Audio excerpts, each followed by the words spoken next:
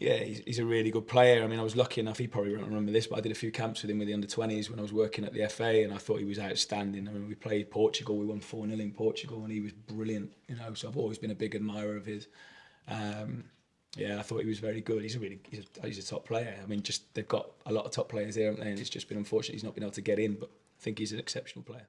He's had his ups and downs over the last 2 years, and he's had to wait for his starts, but will that performance tonight being so important for those 2 goals and showing that he can be decisive as he was a couple of years ago, how much will that help his confidence going forward?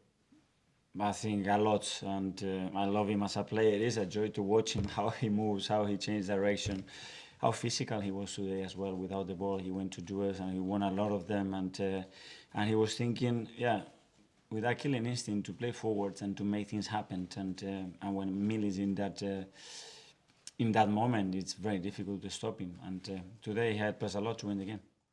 Emile, well played tonight. I thought you were brilliant. You say you haven't played as much as you'd like so far. How important was it today that you showed what you were really about? Yeah, really important, you know, especially being home here with all the Arsenal fans really helped me. You know, it's better to play at home when you haven't played in a long time, you know, and you get that support behind you. But, you know, I've been getting so much support from, you know, not just the players but the staff as well. You know, it feels like it's just a family in there, you know, and when you're not playing, everyone's around you, everyone's helping. So, yeah, man, I feel really at home here, and yeah, I'm just happy with the start to it. The atmosphere here at the Emirates this season has been brilliant. That home form obviously really helps with that. What did it mean to you to come off to a standing ovation? Yeah, amazing. You know, like I said, you know, I've been here since 9 years old, so you know, to have that, you know, as I'm coming off, you know, obviously second half, I didn't think I played great, but you know, I was really tired in the end anyway. But yeah, man, it's really good to have the support from the fans. You know, I feel it every time, even when I'm warming up sometimes and I don't come on. You know, I always feel the support. So yeah, man, it was amazing tonight for me. Well, we're going to let you go and celebrate that win. Before that, Tom has something to give you there. Because I'd love to keep it, but it's yours. Thank you very much, man. Appreciate Player it. Player of the match there, Emile Smith-Rowe. Well thank you very much. Listen to that. What a reception. Thank you for coming out to chat to us. That's all. Listen to everybody. Nobody believes in you. What are you prepared to do about it? Don't let no one come into your house, take your meal, do what you need to do today. I'm not nervous. I'm just telling you. I told man, don't write off Emile Smith-Rowe. He wears the number 10 for a reason. And he had an important cameo, in my opinion, against Luton Town. As we know, Smith-Rowe has been starved of minutes. He's had a terrible time with injuries. And ultimately, the harsh reality in life, if life was fair, we'd all have a lot less. I know football fans, including myself, in an ideal world, everyone gets a fair chance to show and showcase their talent. The minutes would be distributed equally, and everyone would get regular game time. Unfortunately, while we need to utilize our squad depth in this condensed fixture calendar list, and that has been the case on occasion all season, we have to remember, if life was fair, once again, we'd all have a lot less. We might not be where we are in the league table. We might not be where we're at in the Champions League. A big reason, I think, things that are underestimated in football, in my opinion, is consistency, relationship developing, and the same 11 growing and growing and growing. And the strongest team 9 times out of 10 has gone out there and done the business. It's be useful or be useless. Now, I'm not suggesting Smith-Rowe or any players on the fringes or on the peripheral of things are useless. You know, it's a squad game, and we need you know, whether you play one game or, you know, all 38 in the Premier League, every game matters, and there'll be different protagonists across the season. But in terms of the team, you know, whether it's the current form in relation to the injury since the year started, or what we've been doing for the majority of the season, Smith-Rowe hasn't been there. I think the pennies dropped. Now, critics will say, rightly so, it's Luton Town, you should be able to have a performance. But I do think Smith-Rowe had an important, encouraging cameo, or is it harsh to even say cameo? You know, a good duration in the game. Obviously, we know Smith-Rowe is blessed with technical ability. He's fantastic in the pockets and whatnot, and he won't get an assist for the game against Luton, but I think he had a very good game, and he probably, rightly so, was named the player of the match. One thing I like about Smith-Rowe is maybe it's a byproduct of not playing on a regular basis and wanting to seize your moment, but he seemed like he got it. As I said, we know he's blessed with his passing range and his dribbling skills and ball carrying and things like that. But it was the pressing, it was the physicality, it was the tenacity. That's the sort of things that are central to a Mikel Arteta team. And I was happy to see that. Whether Smith-Rowe will get more opportunities in that 8, who knows? But it was a step in the right direction. Come on, Smithy. Now, I think people forget how vital the squad is. Is Smith-Rowe in the starting 11? Should he be in the starting 11?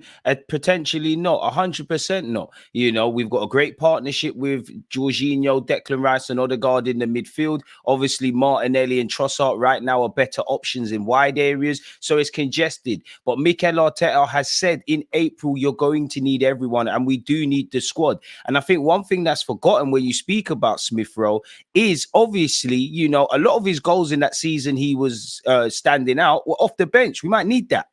Now, in relation to Smith-Rowe, critics will say it was a low-level game against Luton Town, who are a glorified championship side, with the greatest of respect to Rob Edwards, who, you know, they score goals relatively for fun. I say that lightly. This was the first time that they failed to score in a hot minute, I think, since playing Manchester United when they played Arsenal. Now, we do have to discount that a bit because, you know, I think they could leave the Emirates with, you know, credibility. They didn't get battered. You know, we've been a free scoring team, one of the best teams in the Premier League in that regard, but they did have 12, 13 players out. And I think critics are right. Yes, you know, the game did give League Cup vibes, if I'm completely honest with you, with the greatest of respect to Luton. It was, I don't want to say low level because we're fighting for the league title, 3 points matter, but it does. And if Smith-Rowe couldn't shine in a game like that, then there's problems. I think people need to, you know, focus on the squad. You look at what Manchester City have had over the years. They have a squad over the years. Gabriel Jesus and Zinchenko may not have been first names on the team sheet per se, but they were part of the squad.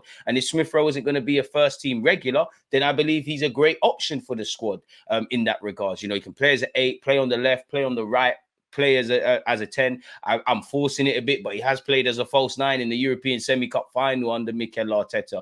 The key thing for Smith-Rowe, for me, I think is the first thing. He needs belief. Like, you need consistent belief. You need stamina in your belief. And I understand you've had injuries. You're out the team. You know, psychologically, when you're traveling up and down the country and you're not coming on off the bench, you're part of the team, but you feel like you're not part of the team. You are playing for your future. 23 years of age. This should be a season where, obviously, I don't think Smith-Rowe is better than Cole Palmer necessarily or Phil Foden, but we should be speaking about him like the names I've mentioned, Barkley and all these people going into the Euros. We should be thinking about Smith-Rowe when we think of Haaland. So I understand why he might not necessarily be confident, and putting yourself in their shoes at the Emirates, I would think of it in a twofold. I would be a bit unsure of myself because I'm not criticizing Mikel Arteta. At the end of the day, his job's on the line. Arsenal, the collective comes first. We need to achieve stuff. And whatever we've been doing has been working. And obviously, keyword squad in August, we've been dealing with injuries from August to May. There's a lot of football. There's a lot of talking points. Different players come off the bench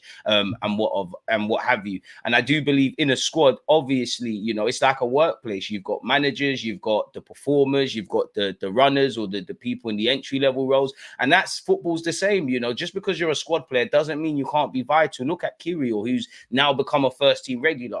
I'm not dissing him or anyone. We need a squad. If you can come in and step in and help us tie over and get 3 points, that's what you need to do over a course of a season. But I do believe, as much as Mikel Arteta emphasizes squad and he clearly believes in the man's talent, and when he signed for the club, he sent him on loan to Huddersfield, and then the next season he was blisteringly good.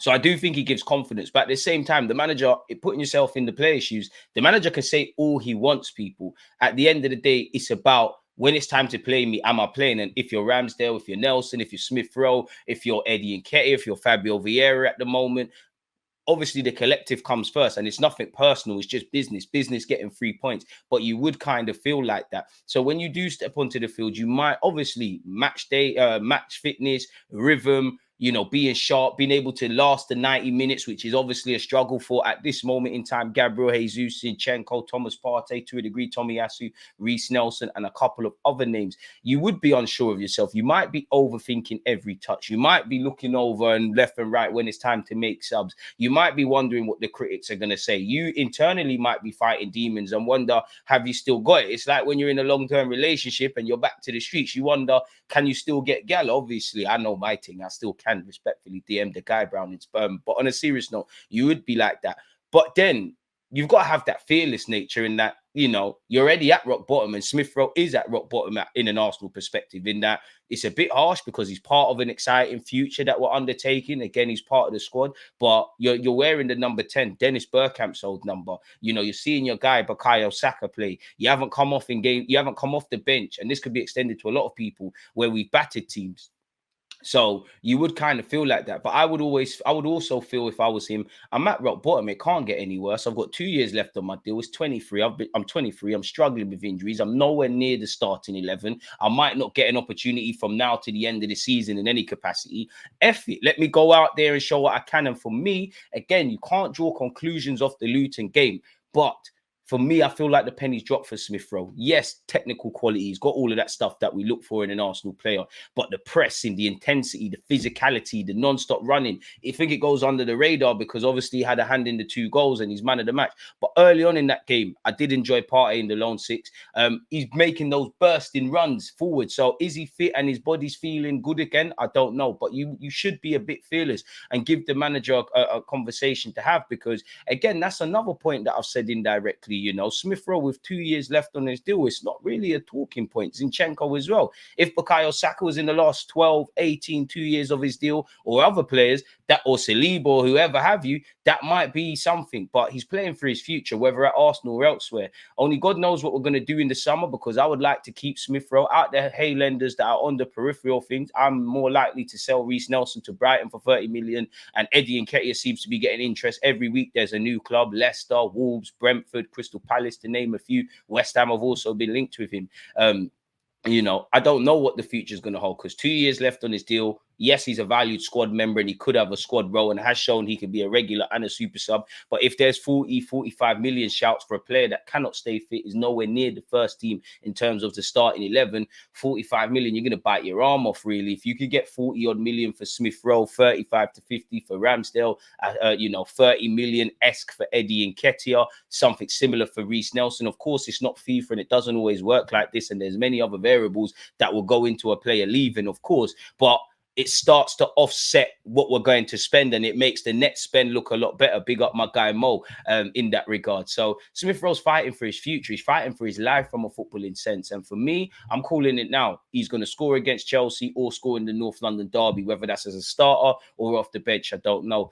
And we're in that part of the season where, you know, as much as I'm champion Smith-Rowe, if, let's just say, for instance, he plays in all the remaining games and plays amazing, I don't think we should rewrite history and maybe not change our plans for what we're trying to do in the summer. But we've seen it with Eddie Nketiah getting a new deal, Reece Nelson getting a new deal. I even think Kyrgios somewhat changed Arteta's thinking because although Kyrgios was signed in January, you might as well include him as a new signing for this season that we're obviously undertaking because this was his first full year. There's been rumours of more defensive reinforcements. We've been linked with left backs. Kyrgios, obviously, in my opinion, his bread and butter is centre back. But between centre back and left back, he's probably convinced Arteta that maybe I would want another defensive body, but isn't a necessity. I think nothing to do with Kyrgios, but we need another defensive body. Just one more, maybe a versatile Timber Tomiyasu-esque for the bench and rotation, because next season it'd be lovely to save Benjamin White's legs on occasion, maybe Gabriel and Saliba the same. So it is what it is in that regards, man. He's really fighting for his life and hopefully he gives a good account of himself really and truly in that regards. But, you know, you could change Mikel Arteta's thinking because I still think that left 8, while we're challenging for a title, we're ticking along, we're in the last stages of the Champions League. I think the midfield is the missing piece. I used to famously say we're an improved defensive side. We're not a good defensive side. I think we're a good defensive side. We're the best statistically in the league. And we're obviously one of the best in world football in that regards. So yeah, I think we're doing our thing defensively. I think in the final third, yes, a lot of us Arsenal fans, we'd like a striker and like a winger and like some reinforcements there. But I think we've got some good options, whether Kai Havertz plays up there, Choss up through the middle, Jesus on the flanks or through the middle, Bukayo Saka and Martinelli and whatever have you, technically Reece Nelson and things like that. But where the midfield is concerned, I don't think we're going to get to that next level, even though the trajectory is good, until we fully address the midfielder position Mikel Arteta and Edu played. You look in that midfield and it's open season. Obviously, you know, you look at the trio in midfield.